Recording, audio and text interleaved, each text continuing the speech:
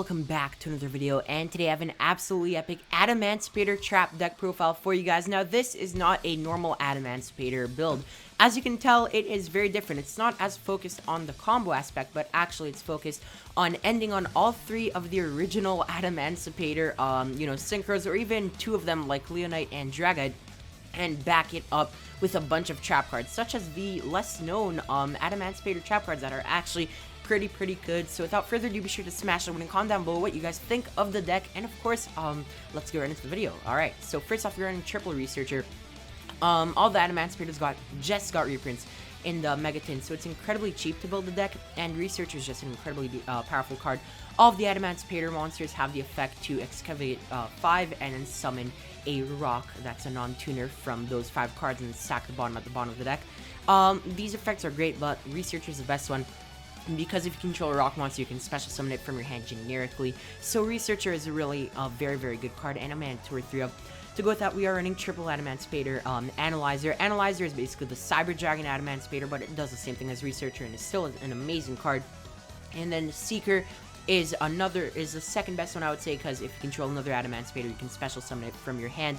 And then it also has the Excavate effect. Now, both of these are level 2 tuners, and then the Analyzer is a level 4 tuner, so keep that in mind as you're playing the deck, because it is pretty important.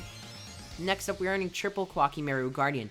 Guardian is one of our only targets for the Adamantipator, because as you can tell, we are not running a lot, but the chance of us actually hitting like a rock monster with Adamantipator is very high, because if you actually do the math, it's almost guaranteed. Double Quakimeru Overload. Overlord is just another interruption if you want to end on this, but in general, it just is a pretty cool card. To summon, I do like this card, and I think it's a great 2-up, though you can replace this for other rock monsters. Now for some of the most important stuff. Double Dragite to go with our 1 Leonite and 1 Raptite. Now, I know none of you guys will expect this, because this is a really weird Adamantipator list, but in this one, you are running all of these cards, because they're just great, you know? Dragite, obviously, if it's special summoned by an effective an Adamantipator, it's a draw 1. And we have a Leonite over here. If it's special summoned by Adamantipator, then you can place an Adamantipator card from your hand or graveyard to the top of the deck, which is good for stacking. And then Raptite, if it's special summoned, you can place a rock monster from your hand or graveyard to the top of the deck, which is also pretty cool. But mainly, these are just used as ways to get to these and trigger their effects, because we have winds, waters, or fires. Next, we're running Triple Adamantipator Friends. This is a very slept-on Adamantipator card, and basically lets us be running a lot more copies of the Adamantipator's, because it basically says excavate the top cards of your deck equal to the number of rock monsters you control plus 5. So if you control 0, it just excavates 5. And if you do, you can add to your hand 1 excavated rock monster with a level equal to or lower than the number of excavated cards, and then put the remaining to the bottom of the deck, and then you're locked into rocks. Now, why this is cool is that if you go effective Friends and you excavate 5, all of the Adamantipator's you can add to your hand, because they are all under level 5, and it can just pop off from there, you know? It's really cool. I do think Friends at 3 is just really great in this take on the deck. I really do like that. Triple Pot of Prosperity. A lot of these cards are just completely unnecessary in the extra deck, so Prosperity is just great, especially when you need just that one more Adamantipator, an extra interruption on your end board. Prosperity is very good. Now onto the fun part of the deck profile. We have the trap cards over here. Triple Adamantipator Resonance. Resonance is amazing. It's basically an Omni Negate. Not Omni, it's a monster effect negate, and negate and destroy, and it's a counter trap, so that's really good. We are playing 3 of this card because, you know, it's just pretty nice. Triple Adamantipator Relief. This is objectively better than the negate. Basically, it tributes any number of Adamantipator monsters, then pops cards on the field plus 1 equal to the amount that you tributed. So if you tribute 1, you pop 2. If you tribute 2, you pop 3. Just a really good card, and this is the Cybernetic Overflow of Adamantipator's. It's a very good card, and it is searchable too, and this is kind of the reason why this whole deck even works, because you have these Adamantipator trap cards that are very cool. Double Crackdown. You can also trade this for 1 IO and then an extra Ice Dragon's Prison, but I went for the 2 Crackdown. Double Ice Dragon's Prison. Also got a reprint in the Megaton, very budget, but also a very powerful card.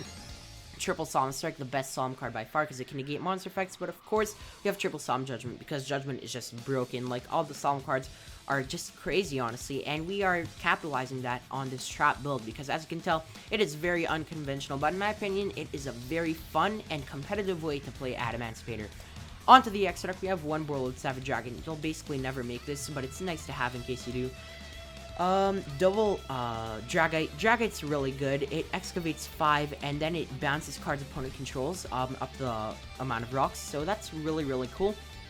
And then, additionally, it is a spell and trap negate if you have a water monster in your graveyard. So we are running 2 of the Dragite. Our main end board usually will be a ton of traps with 1 Dragite, 1 Leonite, and sometimes also Raptite, but usually Leonite, Dragite, and a ton of traps. Double Leonite. Leonite is very good because basically it excavates the top 5 cards of your deck, and if you do, you can add an Adamant Spirit card from the excavated cards to your hand. Now, why this is so cool? Because if you excavate either Resonance or Relief, you just get to add them for free, and it's additional interruption. That is why the Leonite is so powerful. Additionally, Leonite has a second effect which a lot of people don't remember, which it can quick effect target a rock monster in the graveyard and special summon it, which is really cool. 1 Raptite. Raptite is honestly the worst, even though that is a bit weird, considering that it's pretty good in the normal one. It's not as good in this. Basically, the best part about it is that it is an extender because it can summon 1 from the 5 excavate, and then if you have a wind in your grave, it can shuffle to 1 card from your opponent's grave to the deck, but it doesn't actually further your combo other than the extender, as much as Dragite or the Leonite do, because Dragite's an interruption, Leonite searches you the interruptions, and this is just more of a passive. I don't have many more cards left, so I need more monsters, so you go Raptite to bring out some more stuff. Continuing with the extra deck, we have 1 Krishan, Halki Firebrax. This isn't mandatory to play this deck. Regardless, Friends locks you into rocks. So, like, half the extra deck is not mandatory, but Halk is a pretty cool card to have because it is pretty useful. 1 Nightmare Phoenix. To go with that, we have the 1 Nightmare Unicorn. Both these are just generic Link monsters that are pretty powerful. We have 1 Appaloosa, Bow of the Goddess. Appaloosa is just amazing, but you don't always make it. Once again, a lot of these cards are just unnecessary. To go with that, we have 1 Borlo Dragon. A lot of people forget that this card even still exists, and in my opinion, it is still pretty good, so try this out. It's not that bad. 1 Access Code Talker for going second or popping OTK, stuff like that. It is very nice to have. Abyss Dweller, Tornado Dragon, Bagooska. We have a ton of level 4s on the deck. It's really easy to make rank 4s. Dweller just ends specific decks. Tornado is great against backer decks, and then Bagooska is just a very powerful Floodgate type monster, which is weird to say, but hey, that's basically what it is. And that's it for the main and extra deck. Side deck, Triple Nibiru, Triple Alpha. I want to talk about this for a second, actually. Alpha is a really cool card, just got a reprint, and I think it's very slept on. Try running this. If you don't like it, you can take it out. In my opinion, it is pretty good, though. Triple Lightning Storm, Triple Droplets, and Triple Evenly. And that's basically it for the deck profile. Thank you so much for watching. Hope you guys have enjoyed. If you did, be sure to smash the like and comment down below what you guys think of the deck. And, of course, I'll catch you guys in the next video. Alright, guys. Peace.